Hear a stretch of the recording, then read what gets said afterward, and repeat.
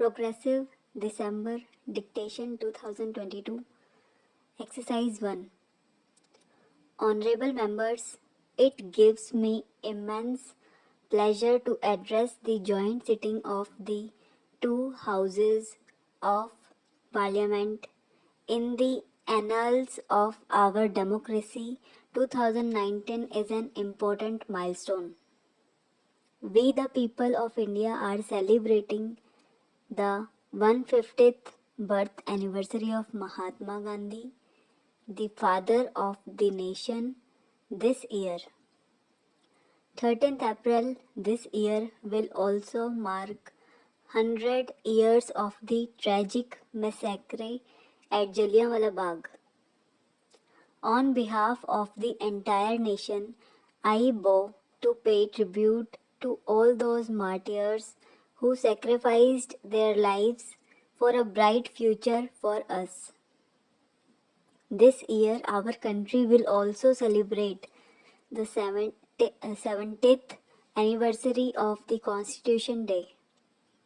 It is in this historic central hall that the illustrious architects of our Constitution had sculpted the Constitution of India. This year, we are also celebrating the 550th birth anniversary of Guru Nanak Dev Ji, who taught us to lead our lives with the spirit of service and goodwill. I am glad that our country is following the dreams of Gandhi Ji to build an inclusive society based on ethics and principles. Our nation is moving ahead, guided by the ideals of social and economic justice as enshrined in the Constitution by Baba Saheb Dr. Bhim Rao Ambedkar. The efforts of my government clearly reflect a belief in an egalitarian society as espoused by Dr. Manohar Lohia, Dr. Ram Manohar Lohia, the torch bearer of public conscience against the politics of exploitation. Honorable members, prior to the 2014 general election, the country was passing through a phase of uncertainty. After the elections, my government assumed charge and vowed to build a new India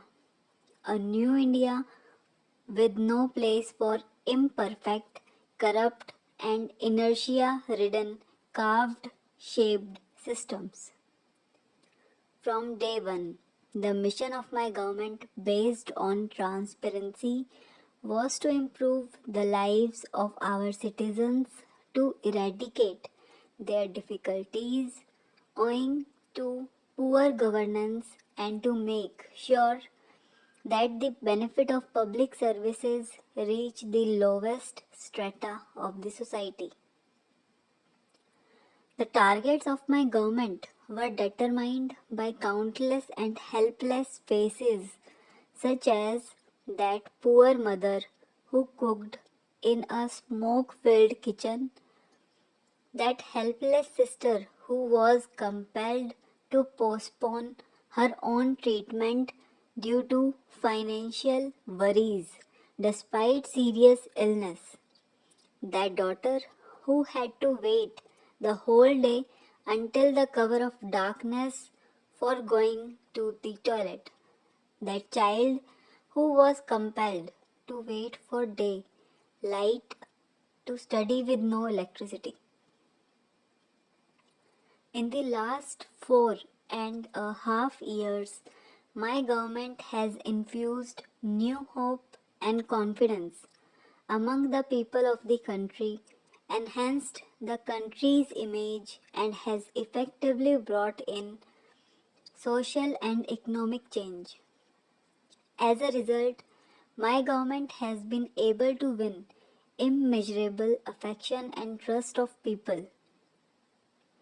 The main goal of my government is to improve the life of every Indian.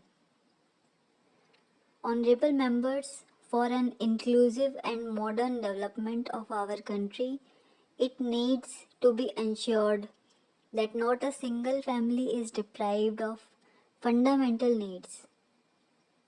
My government, which is sensitive to the needs of the common people and understands their pain, has prioritized provision of basic amenities, addressed health concerns of the people, and implemented the government schemes at an unprecedented pace after restructuring them.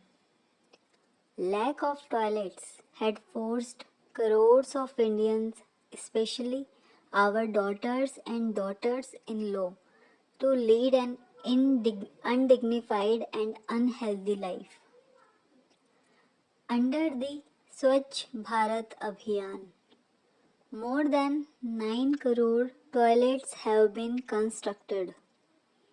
It is the outcome of this mass movement that coverage of rural sanitation that was less than 40% in 2014 has increased to 98%.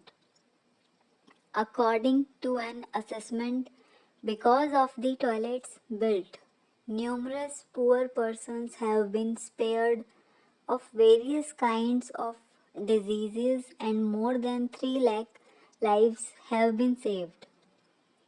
In the year of the 150th birth anniversary of Mahatma Gandhi, we must remember that we have resolved in his memory to achieve Swachh Bharat by 2nd October. Honorable members, many of our mothers, sisters, and daughters used to suffer from various illnesses because of smoke-filled kitchens, which also affected health of the entire family, and much of their effort and time were spent in collecting firewood.